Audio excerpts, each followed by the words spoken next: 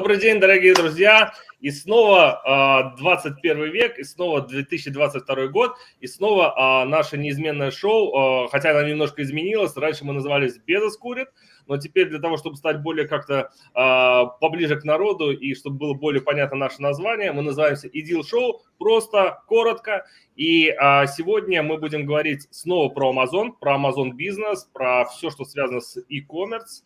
И у нас в гостях, думаю, очень известный человек в Amazon сообществе. Это Александр Троценко. Александр, Саша, привет. Ребят, привет всем. Антон, спасибо, что пригласил. Всех рад вас видеть. Всех раз видеть.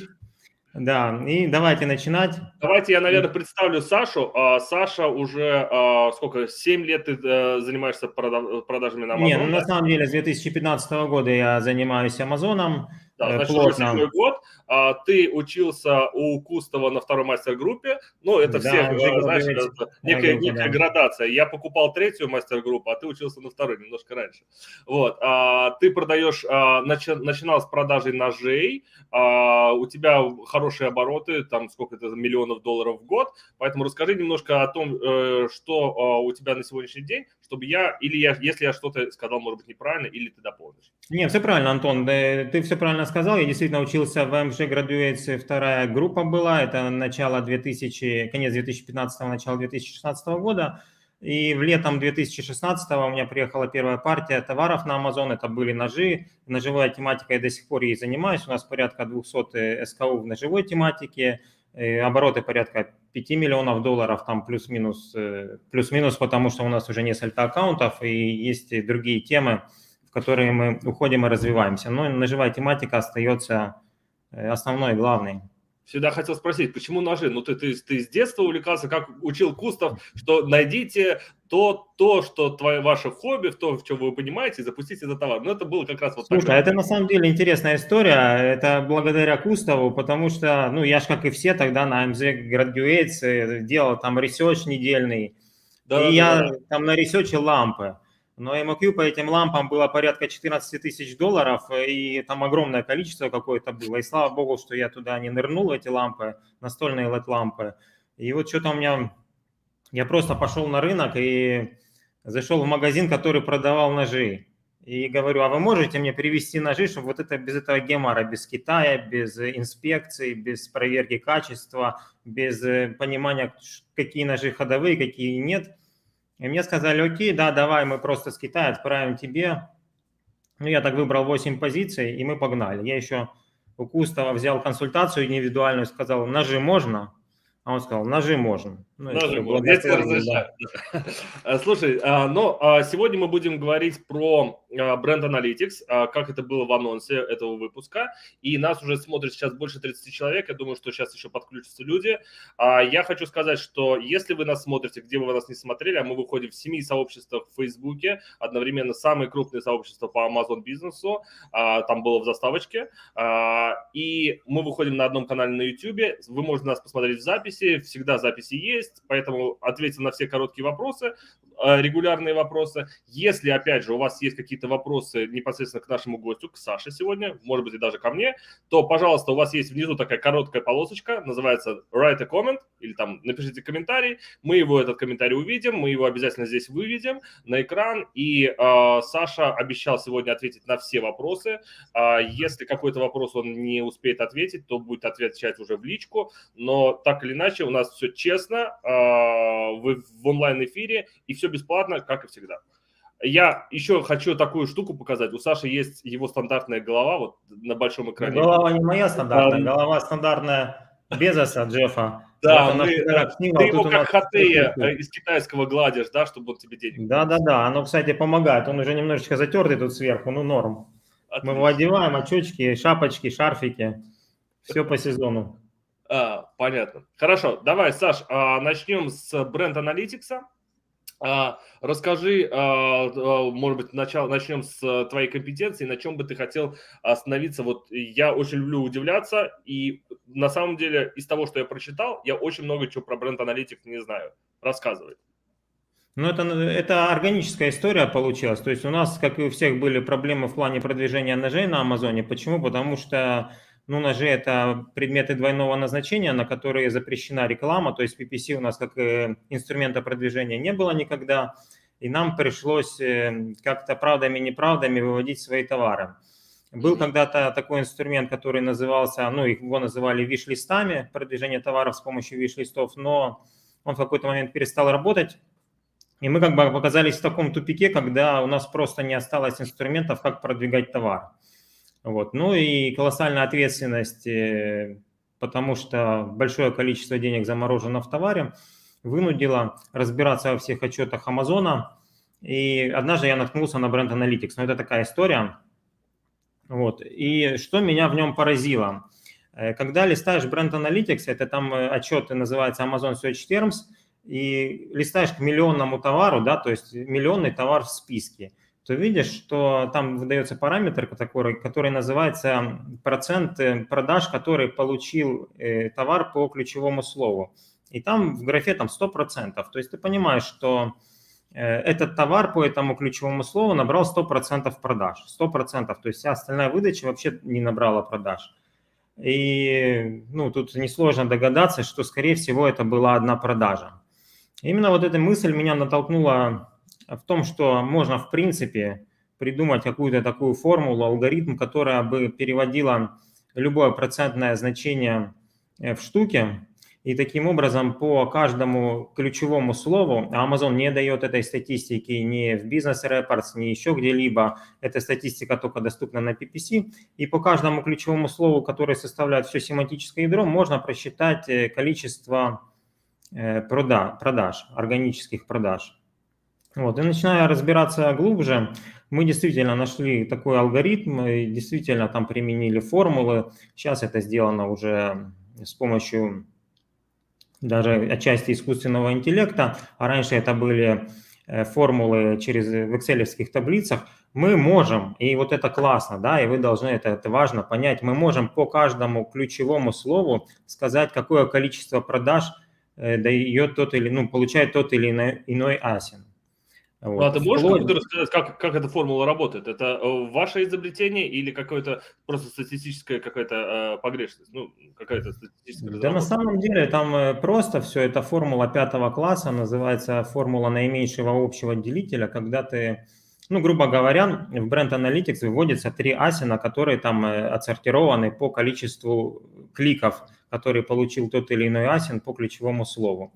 И как довесочек, второй характеристикой, второй метрикой дается процент продаж, который набрал этот асин по этому ключевому слову. И там может быть такое соотношение, там 33% один асин, второй асин 33%, третий асин 33%. В сумме это 100%, и ты понимаешь, что 33% это каждый асин продал по одной единице товара, наименьший общий делитель 100, ну, понял, да, формулу? Ну, да, понял, но вот... Все должно нацело поделиться, да, потому что... продаж это по БСР вы считаете или как? Не, BCR там вообще они никак не участвуют. Давай я немножко сделаю отступление. Еще раз, ребят, есть Brand Analytics, там отчет Amazon Search Terms. В этот отчет попадают те асины, которые по ключевому слову набрали наибольший процент кликов. То есть есть, допустим, слово iPhone, и какой-то асин набрал 50% кликов, второй набрал там 25% кликов, третий набрал 20% клика, и они в таком порядке выводятся в этот отчет. И как довесочек каждому асину также прикрепляется количество, ну, в процентном соотношении продаж, которые он набрал по этому ключу. То есть, и вот переводя вот эти проценты в штуки через формулу наименьшего общего делителя, но сейчас это сделано через сервис, там ничего, собственно, и считать не надо, там просто нажимаешь кнопку, и все понятно, и он тебе дает количество продаж. Можно и узнать, сколько в штуках, а это, ну, это действительно очень важно. Очень многие люди, они просто не понимают, сколько на самом деле дают органические продажи по всему их семантическому ядру. И кажется, знаешь, когда смотришь на BSR, и если этот BSR там дает, ну, показывает, что у этого асина 200 продаж, то это же далеко не значит, что все эти 200 продаж приходят по органике. И зачастую по органике там порядка 30-40 продаж максимум. эти ключи дают, да, семантическое ядро дает эти 30-40 продаж. Но и мы должны понимать, что из этих 30-40 продаж, при том, что наш листинг новый, при том, что у него там мало отзывов, при том, что это неизвестный бренд, мы можем забрать только какую-то часть. И вот бренд Analytics, он и показывает, он дает понять, сколько каждый бренд, сколько каждый асин занимает долю продаж какую. Понимаешь? То есть есть, я вот сейчас на примере скажу.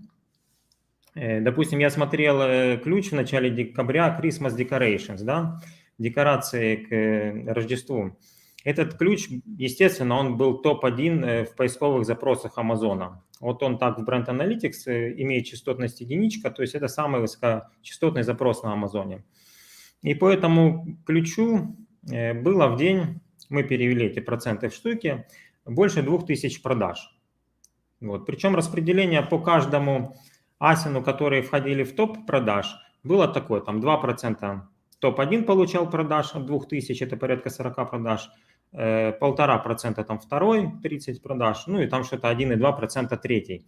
То есть мы понимаем, что на первые топ-3 асина приходится всего там порядка 5% продаж, а все остальные продажи распределяются по всей выдаче. Да, и вот это важный на самом деле показатель, потому что ты понимаешь, что ты даже если займешь серединку первой страницы, ты все равно какие-то свои 2%... Все равно не будет. Еще раз не услышал. Я говорю, топ-продаж у тебя все равно не будет, если ты будешь... даже да, топ-продаж не будет, но ты будешь занимать какие-то 0,1, 0,7%, но ты будешь продавать даже в середине, находясь в середине первой страницы. А есть такие ключи, вот тоже недавно анализировал декальцинатор, ну то есть средство для чистки кофеварок. Там есть бренд какой-то, и вот топ-1, топ-2 и топ-3, они занимают 70% продаж. 70%, понимаешь? Все, и в эту нишу как бы лезть-то и не стоит. А там топ-4 и топ-5, там еще там, допустим, 10%. И, соответственно, находясь в середине страницы, ты вообще не получишь продаж. Понимаешь? То есть, анализируя вот так каждый ключ, ты, во-первых, можешь понять, где ты находишься, что тебя ждет, и кто как стоит относительно продаж. И кроме этого, еще интересная информация, можно, там есть клики перевести, клики, процент клик-share, так называемый показатель, это процент кликабельности, conversion share, это процент продаж. Ты можешь перевести проценты по кликам, проценты по продажам и в итоге получить настоящую конверсию. То есть по каждому своему конкуренту, который попадает в топ продаж в Brand Analytics, ты можешь реально получить конверсию, сравнить со своей и сравнить там с другими участниками торгов, да, так сказать. Слушай, а у вас есть, я так понял, сервис, да? У вас есть какой-то сервис, который вот это вот все делает? Ну, ты сказал про искусственный интеллект. Или это только закрытая ваша внутренняя штука? Нет, есть сервис, он называется Amazon. Он был написан для сотрудников нашей компании, потому что на основании, ну там в чем фишка? Когда мы строили свою систему продвижения, потому что у нас не было PPC, я уже повторюсь, я начал думать, а почему, собственно, Amazon Brand Analytics строит свои отчеты не на основании конверсии, да, не на основании продаж, а на основании именно кликабельности. И вот это прям мучило меня очень сильно, потому что получается, что он вот эту кликабельность, он считает важнее, чем продажи. А на самом деле кликабельность – это есть единственный показатель, ну, косвенный, да, показатель релевантности поисковому запросу. Вот, то есть, ну, фактически это CTR, ну, фактически, да, не совсем, ну, фактически, но… Да. То есть, и это логично, да, потому что Amazon всегда хочет быть добрым, белым, нежным и пушистым непосредственно для пользователя, а не для продавца. Он не может показывать товары в топе, те, которые нерелевантны поисковому запросу, понимаешь, да, меня? Да, я понимаю, конечно. Вот, и вот это очень важно. То есть правильно я понимаю, что ты хочешь сказать, извини, я тебя перебью, правильно я понимаю, что ты хочешь сказать, что вот все те истории про ни в коем случае там про внешний трафик, про вот это вот мы скликаем ваш листинг в какую-то там в подвалы, и все это как бы не работает, если это… Да нет, конечно, это 100% не работает, ну, несложными тестами можно понять, и вообще я считаю, что если есть параметр, на который можно повлиять извне, то есть Amazon никогда его учитывать не будет, ну, это логично, ну, накликай, ты напиши бота, и он тебе будет накликивать, ну, это была бы такая война. Поэтому вот как таковой процент, ну, конверсия как таковая, она не влияет на положение.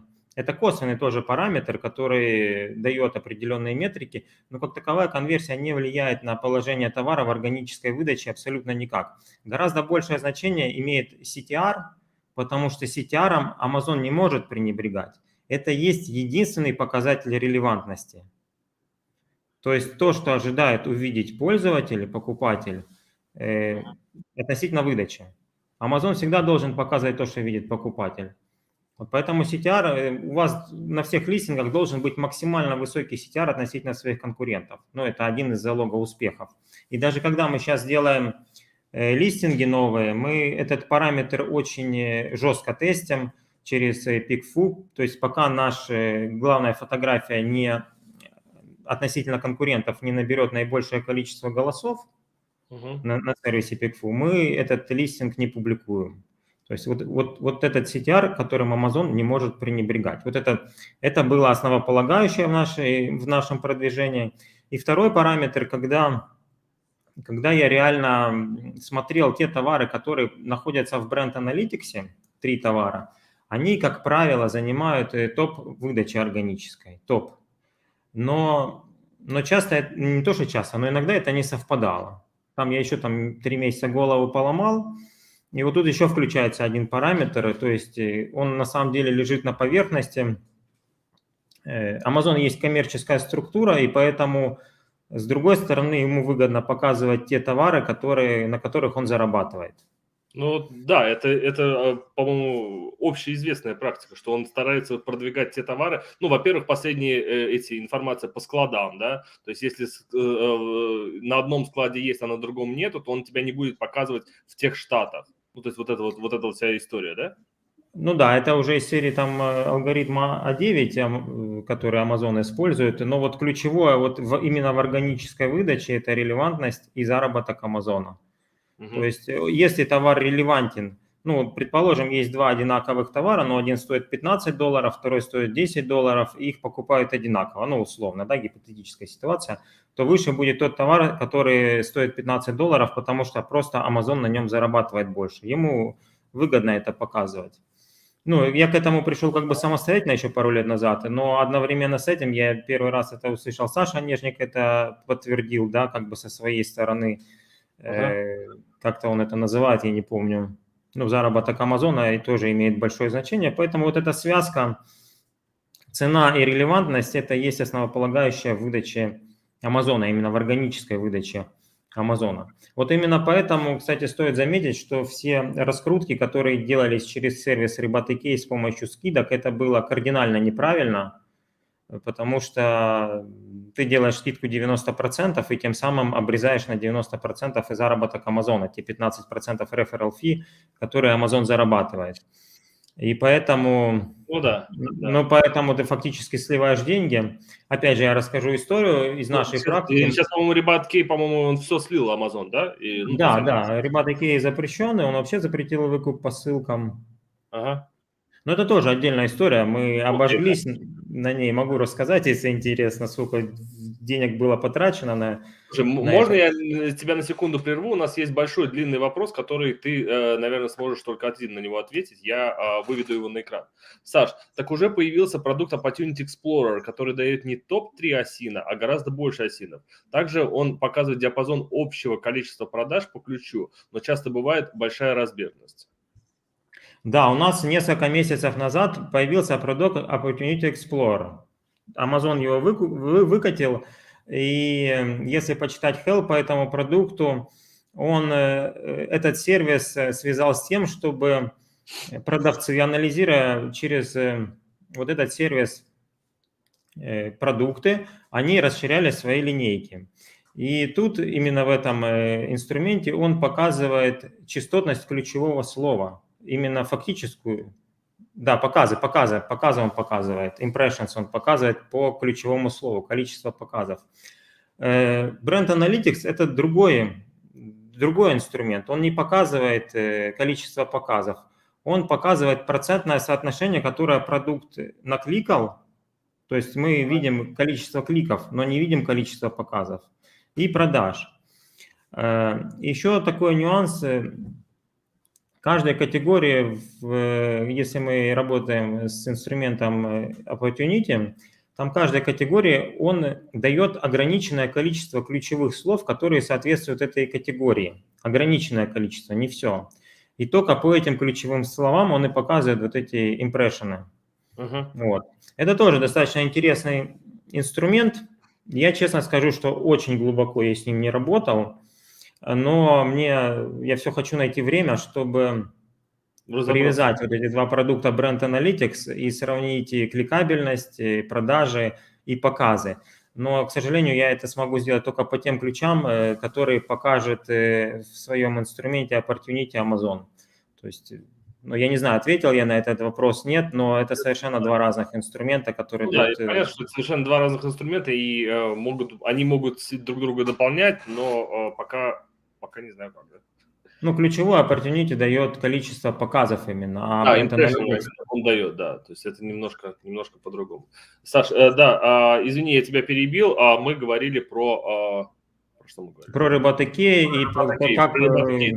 Что у тебя было с Rebate-Key? Были такие сервисы, да, которые раскручивали. Тоже важный вопрос. Знаешь, когда раскручиваешь товар, то всегда не знаешь, я не знаю, сталкивался ты с этой историей, ты не знаешь, сколько сделать выкупов по ключевому слову. Вообще понятия не имеешь. Ты можешь, да, и все, сколько выкупов, какой у тебя опыт там и так далее. Раньше была волна. Я не знаю, сейчас на твоем опыте работает волна, там 5, 7, 9, 11, и потом ты 11, 11, 11, и вот примерно... Да, мы пробовали как угодно, много товаров у нас было, 200 асинов, как мы только не пробовали, и ровненько, и в горочку, и с горочки, и волнами, и как угодно. И вот всегда спрашивали, а сколько же надо сделать выкупов и какие ключи раскрутить? Помнишь, еще говорили, давайте с низкочастотки, потом с высокочастотки, потом среднечастотку. Это вот такой вопрос. В свое время говорил, не надо вам высокочастотный, давайте биться за среднюю частотную, потому что вот 10-50 тысяч, давайте вот за них положим. Да, было такое. Это было сколько-то лет назад уже, да. Вот, а мы однажды завезли nail file, это пилочки для ногтей.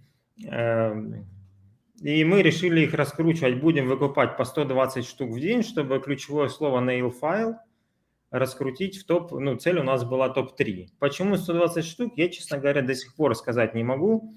Но на самом деле это не очень высокочастотный ключ, по Brand Analytics он примерно 3000 занимает.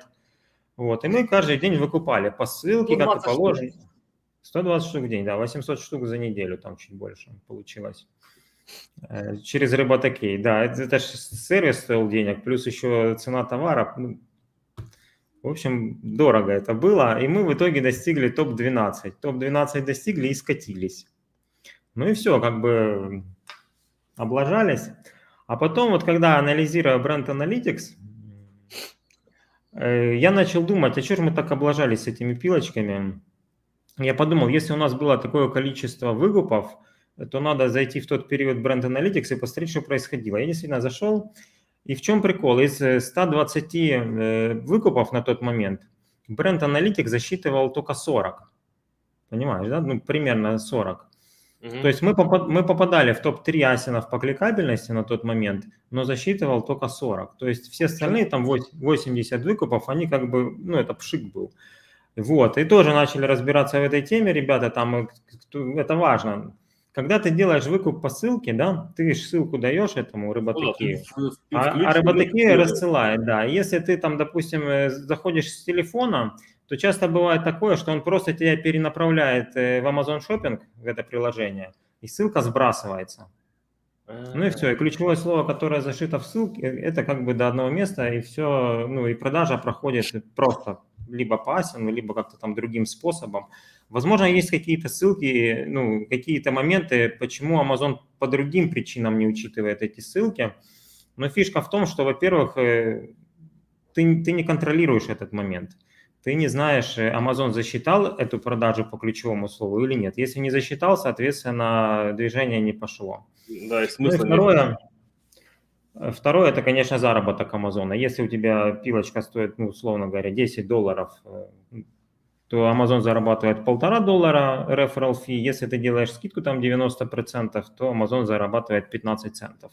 Ну, то есть ему такой продукт совершенно невыгодно выводить в топ. Вот. Ну и вот анализируя, я понял, что надо что-то менять. И мы начали строить свою систему выкупов, где мы можем контролировать каждую покупку. Ну, что самое интересное... Так, вот это вот интересно, свою систему выкупов. Сейчас выкупы, отзывы и все это не работает. Какая у вас система выкупов тогда? Ну, не то, что не работает. Amazon... Ну, все трет, все трется в усмерть. Смотри, в нашем сервисе Amazon, да? Ага. Ну, вообще, давай я отвлекусь, наверное. Он был написан специально для нашего персонала, но с учетом того, что есть там база, которая, ну, все данные в Brand Analytics можно посмотреть только за предыдущий год. Дальше данные стираются. Ага. У нас есть база за 3 года, то есть еще 3 года назад, то есть 2 года назад, да, и год, который хранил сервис архив, я знал, как с этим обращаться, то есть это использовали мы, у нас есть база за 3 года. И на основании вот этой базы мы анализировали там семантические ядра, там, строили систему выкупов, и мы видели, сколько штук, кликов набирает то или иное ключевое слово за день, за сутки.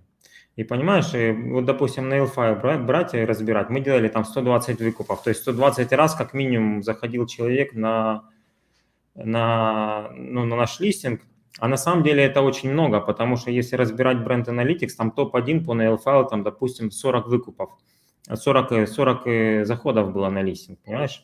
То есть мы делали на 80 больше. То есть, во-первых, это ответ на вопрос, а сколько надо делать выкупов? Ну, частичный ответ на вопрос. А во-вторых, если ты делаешь кликов, заходов или каких-то действий больше, чем есть по рынку, да, ну, то это же как бы является, ну, возможно, является триггером для Амазона. То есть фишка в чем у нас?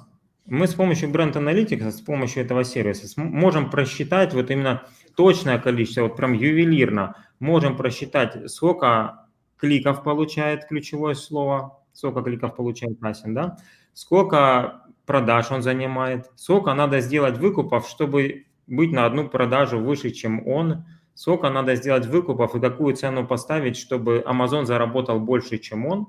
И таким образом, если мы уверены в том, что наш листинг лучше по CTR, то есть по кликабельности, да, то давая Амазону заработать больше на нем, мы как бы гарантированно попадаем в топ. При этом мы ничего не нарушаем, потому что выкупы у нас делают, это не с баз каких-то, не с ферм каких-то, выкупы у нас делают реальные люди, мы не просим оставить отзыв, они этот выкуп делают ну, совершенно органически, у них есть инструкции по определенному ключевому слову, нам кидают скрины, и причем этот выкуп они делают, ну, должны сделать, да, по нашей там инструкции в течение 20 минут после получения этой инструкции. То есть это не так, что он там добавил в корзину и там оплатил через какое-то время, через неделю или не оплатил. Или ну, то есть он ищет по скринам через поиск, да? То есть вбивает условно там... Да, взаимодействие с чат-ботом. Любимая чеснокодавка вбивает и доходит до 10-й страницы и находит этот товар, и вот ничего лучше не придумано. Ну, это имитация органического, на самом деле, действия человека. Ну, то есть, да, лучше ничего и не придумаешь. То есть он реально руками вбивает, но сейчас алгоритмы Амазона достаточно быстро реагируют на то, чтобы асин поднимался в выдаче, да, в органической, там, на 3-4 день. И поэтому, если асин новый, он находится где-то далеко, то мы используем фильтра, но чаще всего это New Releases.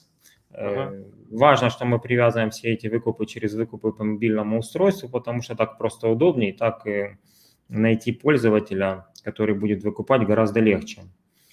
Вот. Ну и у нас действительно сидит человек, который работает ночью. Я вот, кстати, недавно снимал на Старый Новый год, зашел в офис попасевать, а у меня ребята сидят, работают 1:30 ночи, делают выкупы. Они реально с ними связываются по мессенджеру и просят скрины, чтобы все было так, как надо. И после того, как он оплатит, они перечисляют деньги ему за покупку. То есть это так называемый род промоушен. Мы не просим отзывы, мы ничего не нарушаем, мы не делаем это сверх нормы. То есть чаще всего мы стараемся не попадать в топ-1, потому что, ну, чаще всего нет смысла попадать в топ-1, потому что когда новый товар, у тебя нет такого количества отзывов, и как бы финансово, да, с финансовой точки зрения, можно, конечно, переплатить, попасть в топ-1, но органически ты потом все равно скатишься, да. И вот, кстати, Brand Analytics, Amazon, он показывает, почему ты скатишься, потому что ты не сможешь там держать 70% ниши, потому что у тебя там отзывов не 10 тысяч, там, а 200, ну и по другим каким-то объективным причинам. И вот это все понятно, и ты точно знаешь, что ты целишь там в топ-3. А топ-3, например, по кликам, по выкупам, он будет отличаться от топ-1, например, в 2,5 раза там, или в 1,5 раза.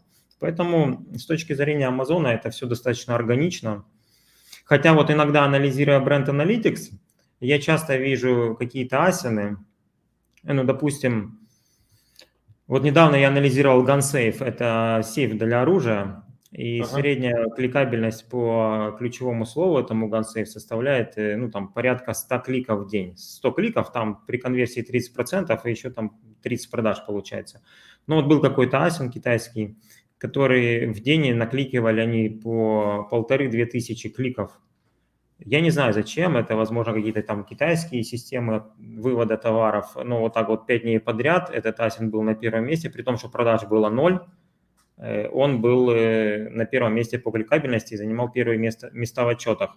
Но при этом, да, мне же стало интересно, при этом совершенно нигде я его не смог найти именно в органической выдаче, ну, то есть вот эти действия как бы... Они были бесполезны, да? Ну, они были бесполезны в плане поднятия в органической выдаче, но, возможно, они какие-то другие цели преследовали, я не знаю. Ну, скорее всего, это связано с подъемом в органической выдаче, но не знаю, какими методами. Я понял. Слушай, у меня к тебе есть тогда вопрос. А вы сейчас каким образом получаете отзывы? Ну, это больная тема. Если вы делаете только выкупы, а отзывы только через волшебную кнопочку Request Review, и все? Ну, еще есть волшебная кнопочка Wine, которая плохо работает. Но да, Wine очень опасно. Я знаю много людей, которые обожглись на Вайне, ну, потому что вроде... Слушай, знаешь, вот этот вопрос про отзывы, он длится на самом деле очень-очень долго. И мы когда навезли 200 асинов наших, мы, честно говоря, тогда делали плохую инспекцию, и вот мы всем этим кучей завезли товары на Amazon, ну и начали получать какие-то отзывы органические. Естественно, мы не могли даже тогда на тот момент уследить о том, как идут продажи, контролировать листинги, то есть и мы получали... И так получилось, что на какие-то товары органические отзывы были классные, на какие-то, естественно, херовые. Да? Прошло 3 года, и мы просто, ну вот органически начали возить те товары, которые сразу получали хорошие отзывы. Поэтому вот на данный момент, ну, что касаемо ножевой тематики, у нас, наверное, просто не существует проблемы о том, что на наш товар падают плохие отзывы. Ну, средняя оценка у нас там 4 и выше. А вот на те товары, которые новые, уже с других тематик, мы стараемся, опять же, Wine делать, ну и на них уже работает PPC, наваливаем продажи, ну, в среднем там 3% от объема продаж летит органических отзывов. Ну, наваливаем PPC. Ну, очень прикольно вот про твой метод анализа, и я потому что даже ни разу не слышал об этом, вот когда прочитал у тебя это в Фейсбуке, после этого, собственно, я тебя и решил пригласить, потому что, ну, то есть ты говоришь нечто новое о том, что каждый день в Facebook-группах в наших по Амазону люди спрашивают одни и те же вопросы, там про Вайн, про эти выкупы, но никто не говорит, что это в принципе вот уже есть, все, пожалуйста, посмотрите, сколько продает конкурент и сколько продаете вы по каждому конкретному ключу, не через рекламу, а именно через органическую выдачу. Это очень классно вообще. А если кто-то хочет, пожалуйста, вот здесь внизу есть amazon.org. С Александром можно также связаться в Телеграме. Внизу также есть эта строчечка, но мы не будем отвлекаться. У нас есть несколько вопросов. Я, с твоего позволения, да, конечно, выведу на экран. Штук 6 вопросов уже насыпалось. Суть ребят кейджа была в том, что Amazon видел продажу за полную стоимость и получалось полностью реферал-фи, и за счет этого органика двигалась. Ну, Роботокей на самом деле было несколько опций. Возможно, и была такая опция, что за полную стоимость, но мы на тот момент пользовались именно скидками. То есть мы не выкупали за полную стоимость.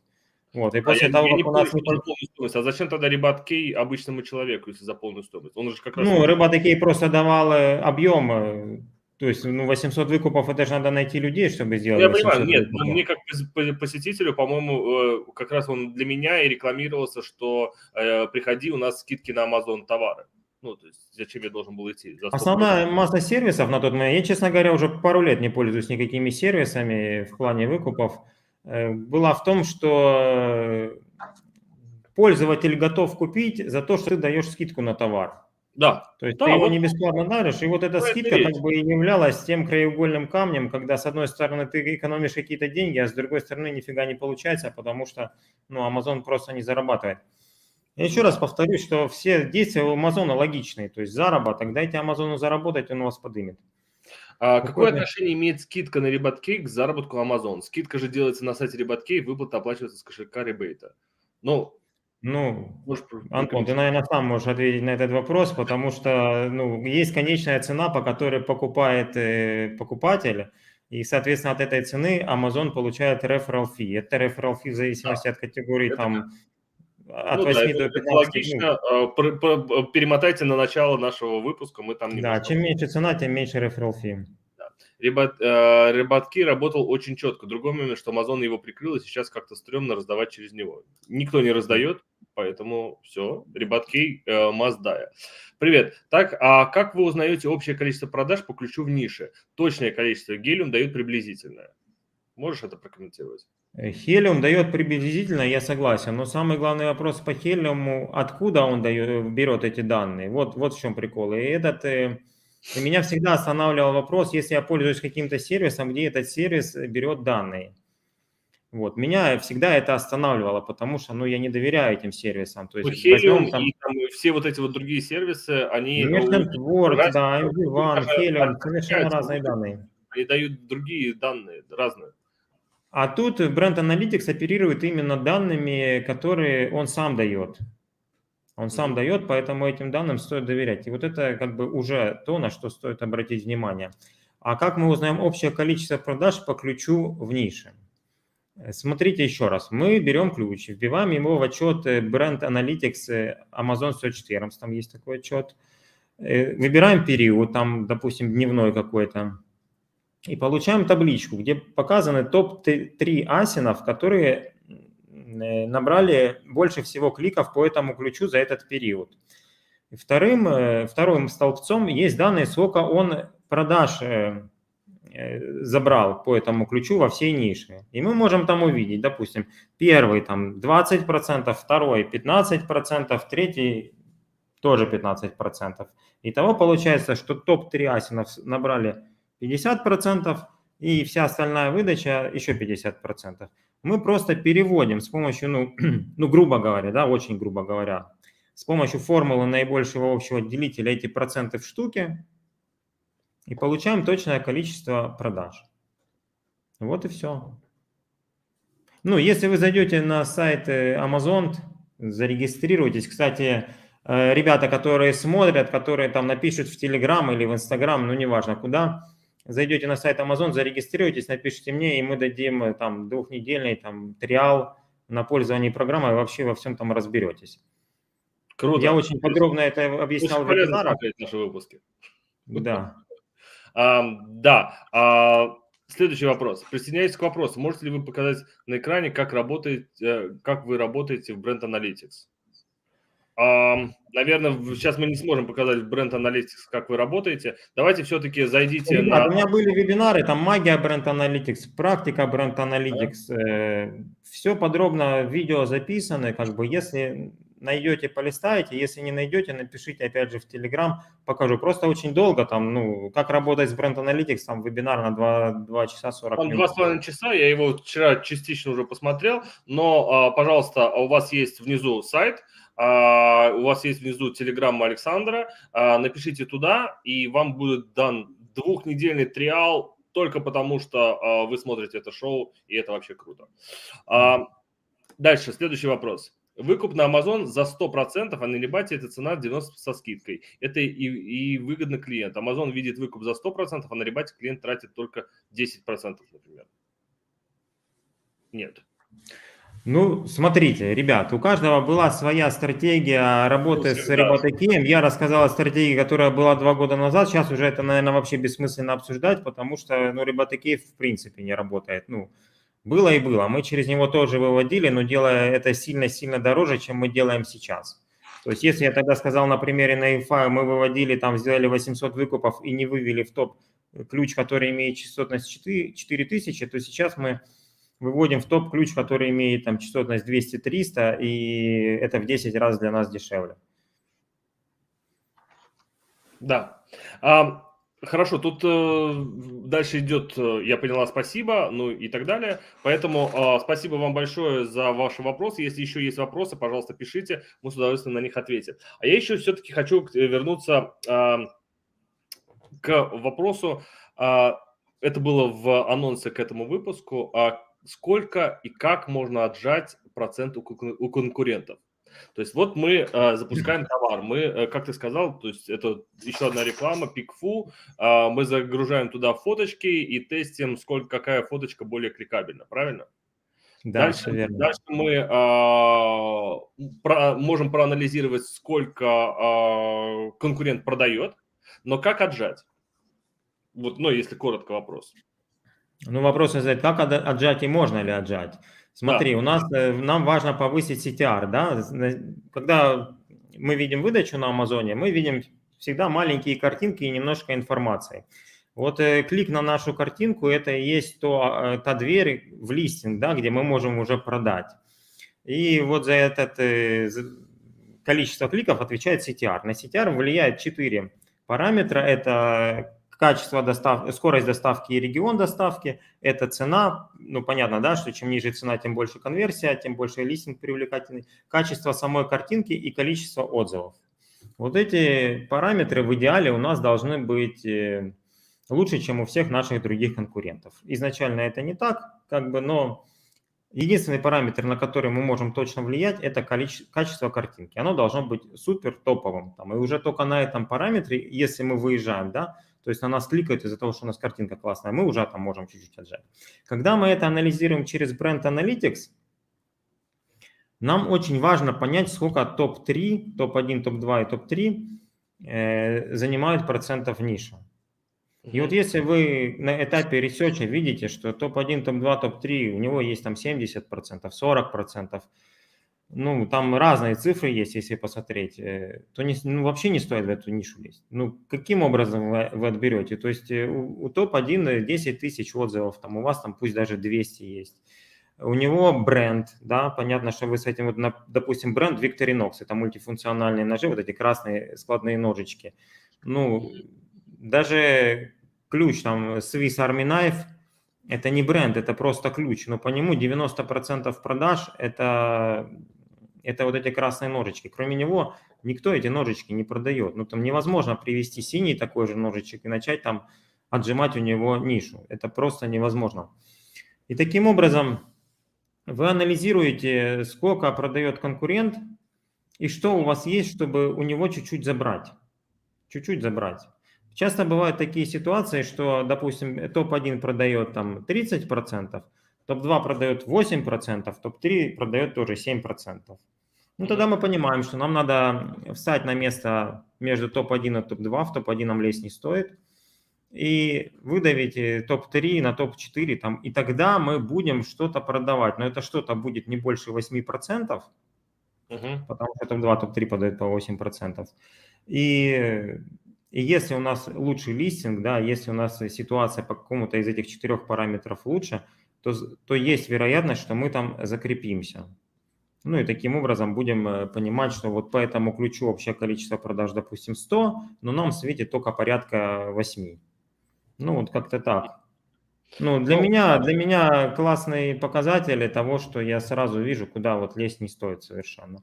Ну и также можно посмотреть по конверсии. Вот, допустим, топ-1, у него конверсия там, допустим, 30%, смотришь, ну, реальную конверсию, топ-2 там 18%, топ-3 там тоже 18-20%.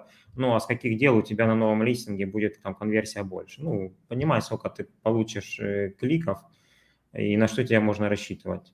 Ну, как бы это более здравый, наверное, трезвая оценка. То есть ты уже смотришь на конкретные данные, а не на то, что там Вася сказал, что надо сделать 800 выкупов через такой-то сервис, и возможно там как-то. Так мы уже больше как-то точечно контролируем каждый параметр. CTR мы можем оттестировать, получить конкретные показатели. Если есть возможность запустить рекламу, посмотреть еще и рекламу там, и CTR в рекламе, ценой поманипулировать, ну и так далее. Вообще, кстати, классно, я хочу заметить, что вот когда мы раскручиваем, мы цену ставим чуть-чуть выше рынка. Почему? Потому что, то есть нас не видят, да, все выкупы есть искусственные, нас не видят. И потом в какой-то момент, там на 7-8 день мы находимся в топе своей раскрутки, и вот в этот момент начинают добавляться органические какие-то продажи, клики, там, органическая вся эта история. И вот в этот момент нам надо максимально повысить конверсию, максимально, да, с учетом того, что по некоторым параметрам мы проигрываем. Это отзывы, там, может быть, скорость доставки, цена, потому что мы выше рынка стоим. И вот в этот момент мы снижаем цену максимально с тем, чтобы повысить конверсию, чтобы раскачать CTR, чтобы больше нас покупали. Скажи, пожалуйста, у меня к тебе вопрос. А есть ли у вас какая-то услуга для массового рынка? Потому что вот следующий вопрос, я сейчас его выведу на экран. Здесь, от новичков. Да, то есть вот то, что ты говоришь, это офигенная компетенция, это очень крутые знания, но для того, чтобы это делать, это нужна еще толпа народу. Есть ли у вас подобная услуга с толпой народу или ничего такого нету? Пользуйтесь реал-версией. Ну, ты знаешь, мы на самом деле оказались не готовы. Я вообще вот всю историю с Brand Analytics воспринимал, как есть, оно и есть, мы им пользуемся, нормально выводим и все. А потом вот все больше друзей начало приходить и говорит, расскажи, потом круто, вау. И когда уже появился сам сервис, который был написан непосредственно для нашего персонала, мы составляли там таблицы выкупов, это все было очень долго, перевод это в процентов штуки, то они сказали, и дайте нам тоже, и мы тоже хотим, и вообще это очень вау, крутой продукт получился. И вот тогда я провел первый семинар Brand Analytics, я на самом деле получил больше 80 отзывов, причем таких, что я даже сам не ожидал, что я там обладаю такими знаниями, настолько востребованными. Вот, причем это все из личного опыта. И мы, естественно, мы оказались не готовы к тому, что, да, у нас просят делать выкупы, мы не можем их делать много, но если у нас появляются какие-то вдруг окна, то, возможно, мы сможем там сделать выкупы. У нас, да, есть команда, которая специально, сделана для того, чтобы, да, сама выращена, чтобы делать отзывы. Okay. Не отзывы, вернее, извините, отзывы мы не делаем, выкупы, да, продвижение. Я просто занимался 2 года назад уже примерно отзывами, но мы занимались открытками, да, то есть ты, я не знаю, ты слал открытки? Слал, конечно, я что только не слал. Что только не слал. Иногда хочется отправить киллера к нему, да? Да. Помнишь, как есть история, отправили бэушный памперс барышне. Это шутка, если нас кто-то смотрит, это всего лишь шутка, ничего тут такого нету. Кстати, а сейчас говорят, что все-таки есть еще выгрузки где-то там этих адресов, e-mail'ов, хоть и вроде бы Amazon закрыл, но до сих пор кто-то откуда-то выгружает. Ты в курсе? Да есть какие-то сервисы, да, есть. Ладно. Большой вопрос. Все же, как сейчас быть новичкам? Понятно, что когда у вас 15 тысяч отзывов, имеет смысл вводить в топ-товары. Практически все ниши имеют сильную устоявшуюся конкуренцию. Например, условно, я хочу зайти в нишу ножей, там, где такие продавцы, как вы, с 15 тысяч отзывов имеют свои позиции. Какой смысл на начальном этапе выводить товары в топ? Что в приоритете? Сбор отзывов? Если да, то сколько, по вашему мнению, нужно отзывов, чтобы хоть как-то конкурировать с мастодонтами? На моей практике, выйдя давайте, тут уже много чего отвечать есть. Если можно вопрос, чтобы я его почитывал, обратно вывести его. Ну, смотри, на самом деле в 2015 году, когда я начинал, думаешь, не было мастодонтов там с 15 тысячами отзывов? Был, надо просто брать и работать. Но завтра ситуация будет, понятное дело, хуже, еще хуже. Поэтому вот сегодня как раз то время, когда стоит начать. Ну и мы тоже выводим, и выводим в разные, в новые ниши. Опять же, самый главный упор делайте на CTR в первую очередь. На CTR и на качество своей главной фотографии. Так, если условно хотите зайти в нишу ножей, вы еще понимаете, что есть такие ниши, где имеет место быть только демпинг. Например, мы продаем там какую-нибудь форму для лепки этих чебуреков, условно говоря. Ну, ее новой не сделаешь, они все одинаково выглядят из нержавейки, там все одинаковые формы. Чем вы можете быть лучше? Вы можете быть лучше только ценой. И такие ниши тоже, они легко отличимы, но есть ниши там, где есть дизайн. Вот в ножах, кстати, тоже есть дизайн, и человек за этот дизайн, он готов переплачивать. Если вы попадете в... Ну, много таких ниш с дизайном. Если вы попадете в правильный дизайн, то вас будут покупать, несмотря на то, что у вас есть там 15 тысяч отзывов или сколько-то там тысяч отзывов.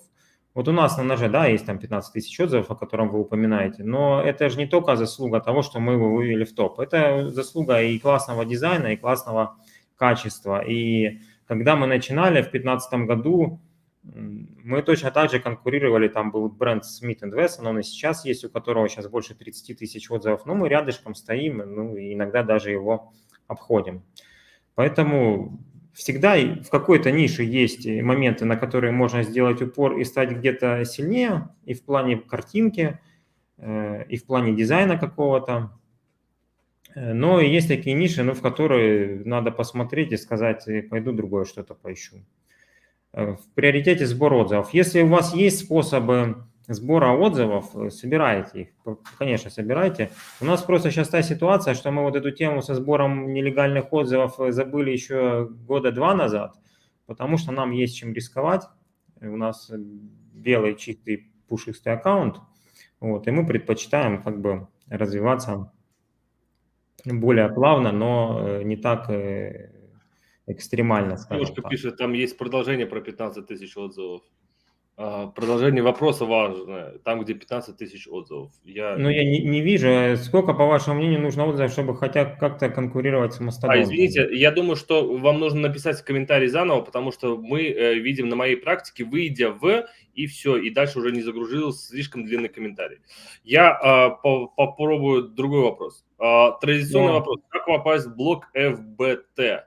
Что такое FBT, скажи? Сейчас.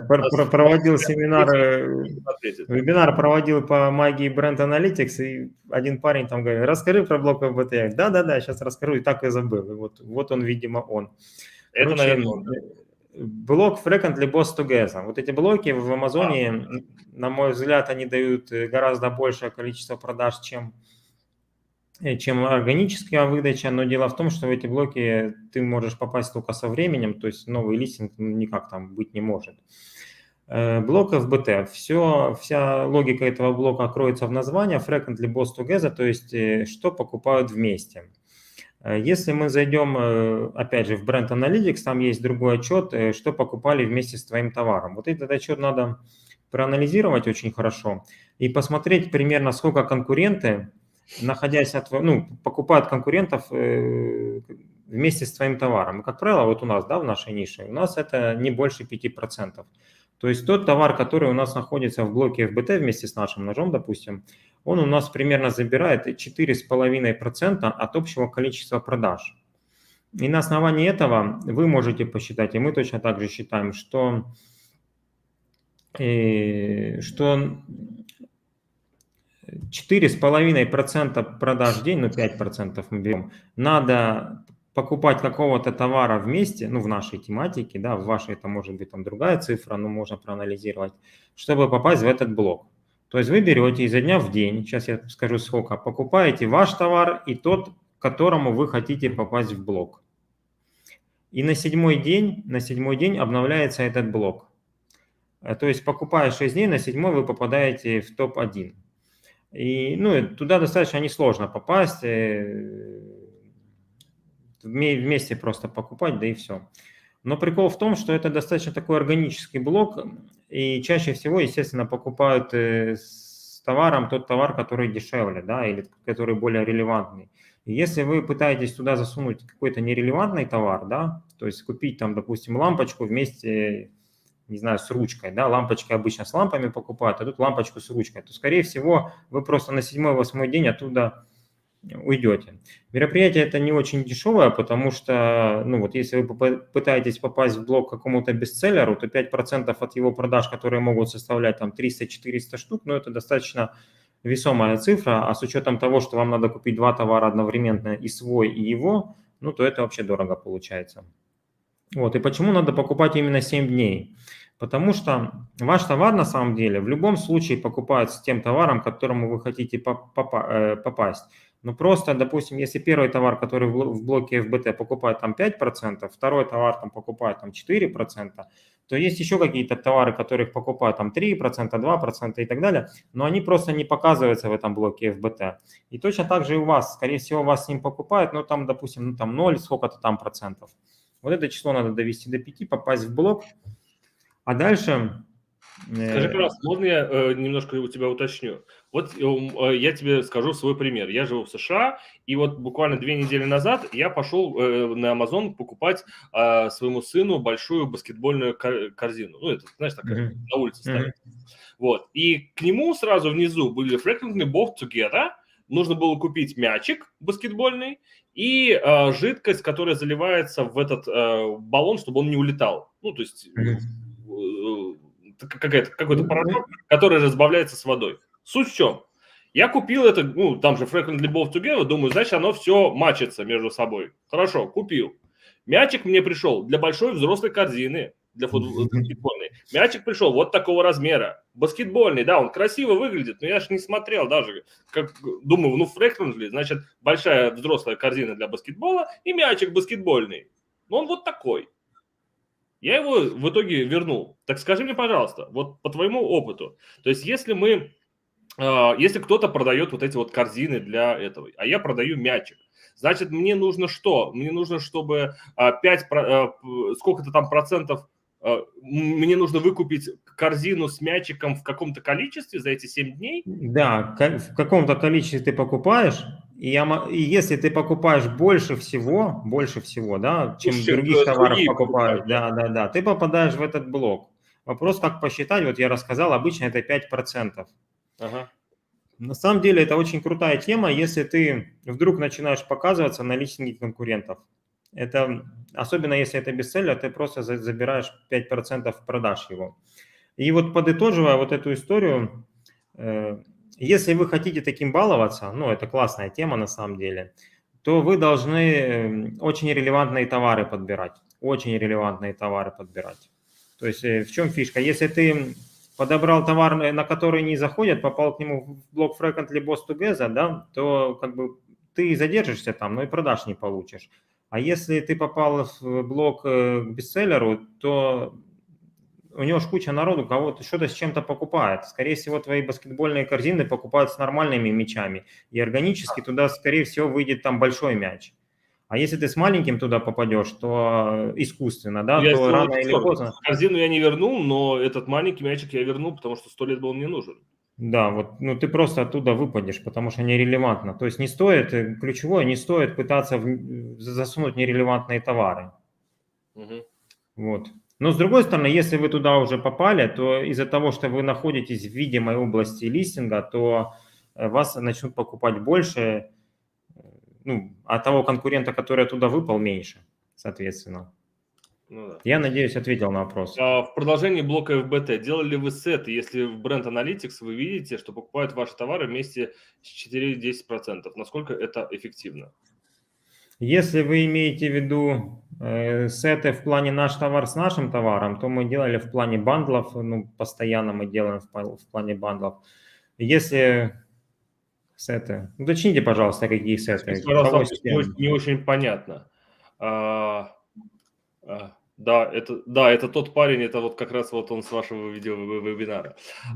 Девушка возвращается с продолжением. На моей практике, выйдя в топ на раннем этапе, все равно скатываешься вниз стремительно. Цепляются лишь ключи с относительно небольшой частотностью. В связи с нынешними лимитами, выйдя в топ, товар улетает очень быстро, соответственно, Amazon это тоже видит и пессимизирует выдачу. Получается, нужно постоянно поддерживать выкупы, чтобы держаться на первой странице? Как вы ну, это, кстати, стратегия очень многих ребят, ну, условно говоря, в чем? Мы, кстати, наша мечта, чтобы Amazon просчитывал, сколько надо делать выкупов, чтобы не очень релевантные ключи всегда поддерживать в топе. Тут опять в чем идея? Если ну, у тебя или не очень релевантный товар, или есть какие-то сильные конкуренты. То есть ты, когда находишься в топе, получаешь органически 100 продаж, условно, да. Скатившись там на 20 место, ты получаешь органически 10 продаж. И тебе, возможно, надо просто искусственно там делать порядка 10 продаж в день, чтобы находиться в топ и получать те 100 продаж. Это нормальная практика на самом деле. Я знаю очень много ребят, которые продают в нише сапплименты, эти добавки, и они постоянно докупают выкупами. Если вы скатываетесь по какой-то высокочастотке, вы можете, опять же, выкупами подняться по низкой частотке. Но это очень масштабный вопрос. Ну, все Очень зависит, глубокий вопрос, да, мне да, от кажется. остатков, от стратегии, от бюджетов. Да, Но я да. скажу, что есть такие товары, которые привозишь, там продаж немного. Но ты привозишь, один раз раскрутил, и ты даже забыл за отзывы, и там отзывы могут приходить плохие, но они продаются, потому что вот такие ниши. То есть просто ресерчите лучше. Слушай, хотел еще спросить у тебя, вы делаете внешний трафик? То есть у вас есть какая-то там работа с блогерами, работа там с инфлюенсерами, ну, то есть разные виды? Или, может быть, у вас есть свои блогеры, которые прям внутри Амазона делают посты или вот это вот какое-то продвижение? Как вы работаете с этим направлением? Давай я расскажу просто о своем опыте. Еще с 2015 года мы начали развивать свой Инстаграм-канал. Вот у него сейчас 20 тысяч подписчиков на живой. И как мы не пытались его монетизировать, у нас ничего не получается. Возможно, это связано с тем, что ножи у нас недорогие, там порядка $15 за штуку. Возможно, с нашим непрофессионализмом в сфере SMM, я не знаю. Есть YouTube-канал, в котором мы получаем... Ну, в YouTube появляются иногда обзоры, ну, органические обзоры, там их порядка там 50 в год появляется, которые там дают немножко трафика.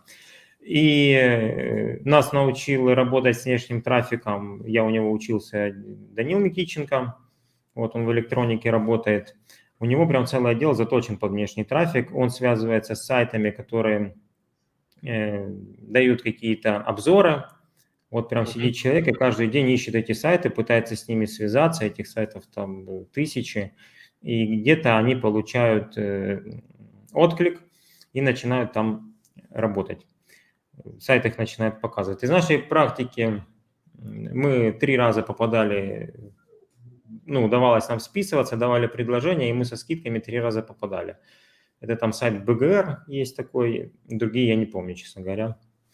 И продаж вырастала вот прям в 2 раза. Прям в 2 раза вырастает. То есть это очень мощный канал продаж, очень мощный, но важно научиться с ним работать. У нас на самом деле это построено не системно, к сожалению. Вы это не делаете. Да, а с инфлюенсерами у нас не получилось работать.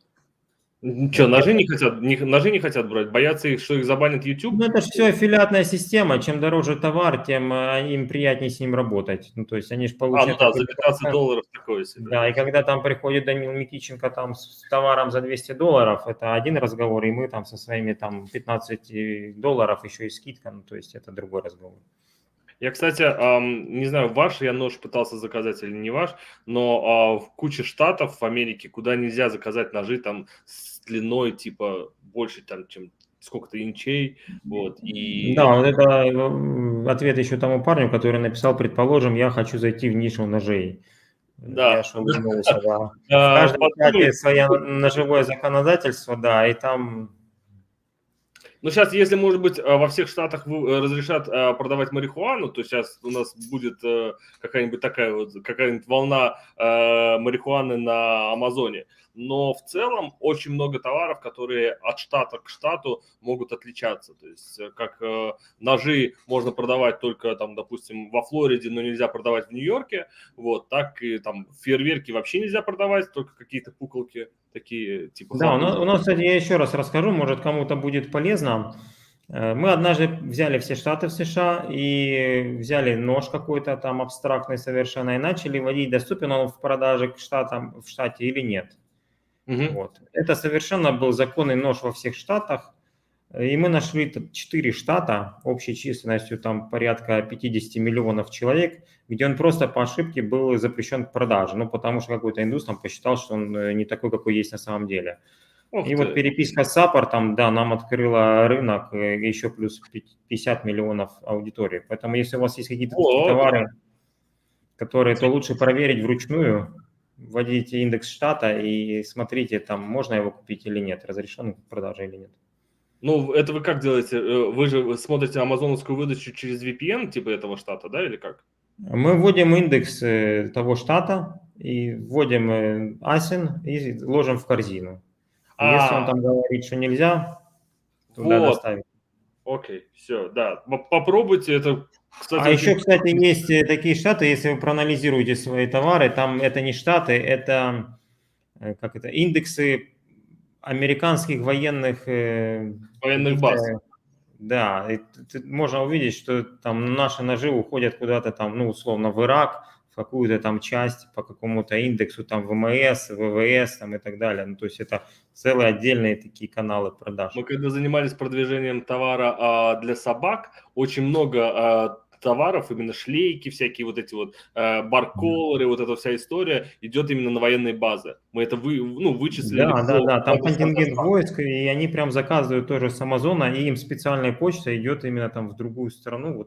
Я думал, там это типа государственное снабжение, а на самом деле просто все покупают с Амазона, даже военные базы и так далее. Ну просто есть какая-то специальная служба доставки, которая им туда возит, типа для моряков, и хоп, и туда поехал. Наверное, да. Но а тебе не печали, что твоим ножом могут быть там бедного иракца убивают? Да пофиг, да. Ты знаешь, был такой прикол, я смотрел, там, знаешь, эти же полицейские там очень агрессивно настроены по отношению к тем, кто там с оружием бегает в США. И вот реально смотрел ролик в Ютубе, когда там дверь открывается, и чувак с ножом стоит, ну его там расстреляли, там в каждый обойму в него выпустил. И вот нож был нашего конкурента, вот так, знаешь, его так еще показали. Прям вот это? Да. Ну, такой маленький, коротенький ножичек, ну, складной. Надо было это как-то придумать. А вот наши конкуренты, там, типа, вот эти вот ножи и пользуются плохие люди, а вы купите хорошие ножи, да? Ну, короче, будем думать, что нашими ножами только и режут колбасу и скрывают консервы. Ой, да. Здесь, я думаю, еще можно много вопросов задавать. Пожалуйста, если у вас есть вопросы, пишите заходите на сайт и пишите Александру в личку. Ну, а если у вас есть американские компании, я думаю, что они есть уже у всех, то добро пожаловать. Годовые отчеты начинаются с 24 января, то есть на следующей неделе уже можно сдавать годовые отчеты, платить налоги и выбивать себе всякие бонусы и бенефиты, которые дает себе американские компании. Пожалуйста, обращайтесь к нам на наш сайт, на сайт Александра, пишите ему в личку, замучите его сегодня, чтобы у него было много запросов на добавление в друзья. Я думаю, что он будет от этого только рад. Да, Александр? Да, подписчикам буду рад, друзьям буду рад. Ну и вообще я открыт информацией, можете спрашивать, да, я обычно отвечаю, если не занят. Саша, спасибо большое тебе, что пришел. Уверен, что еще не раз встретимся и в Фейсбуке, и в подобном шоу.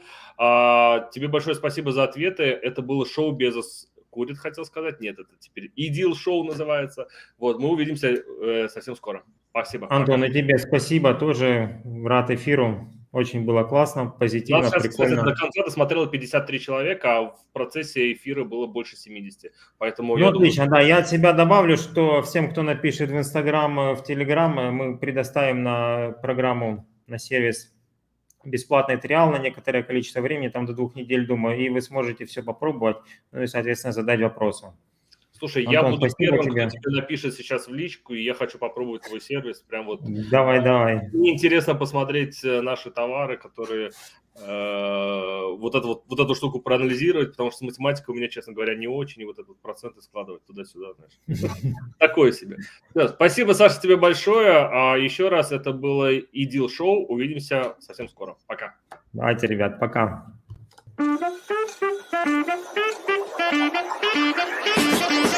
Right.